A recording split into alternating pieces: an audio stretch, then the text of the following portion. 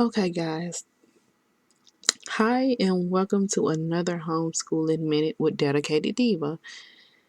Now, this is going to be an update on how everything is going with my children. I have a first grader and I have a ninth grader. And I've been homeschooling my daughter. This will be her second year, and my son, I believe this will be his third or fourth year. I'm pretty sure it's going to be his fourth year.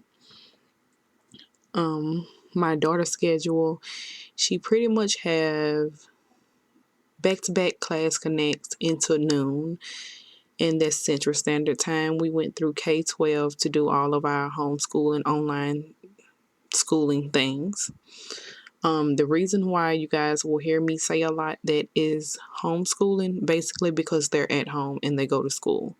Now, the type of homeschooling that I chose was the online public tuition free. Again, to get there, you can go to k12.com. Now, my daughter, she's in first grade, and her class connects. Let's see, math is from 8 to 8:45. ELA, that's English Language Arts, is from 9 to 9:45. It's followed by a small group from 10:30 to 11. And then from 11:30 to 12 is either science or social studies. They alternate days, so you can say like social studies is Monday and Wednesday, science is Tuesday and Thursdays, Fridays are off. Now when it comes to Friday, they do have math and ELA, and I'm thinking that they're going to have small groups. Now when it comes to my son schedule, what's my son's schedule? He has math from 8 to 8:40. No, my son's schedule with him being in high school. It took us some time getting used to everything. From 8 to 9:30, it's social studies. And from 9:30 to 11, it is Algebra 1. Now, he also have classes that he take that does not have class connects. And so when you hear me say a class is from a certain time to a certain time, those are basically class connects. And if you guys don't know what that is, that's where you sit in a classroom setting with the teacher in Blackboard and in Zoom. And that's the time when the teacher gets to talk back and forth with them.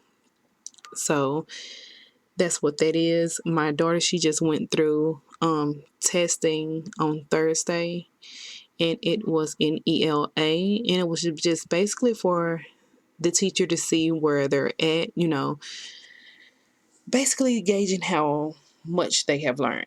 Now, this Thursday is going to be the math portion, and I would say, just to myself, in looking where my son was in the first grade and looking at where my daughter was now in the first grade. If you guys didn't know, my son went to a regular traditional brick and mortar school where he left the house every morning.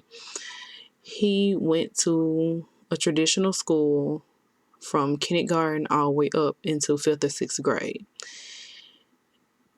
The reason why I pulled him out of the schools where we stay at is because they're underperforming. They're not, up to par. And I am not I'm not going to be where my kids are not learning the things that they should be.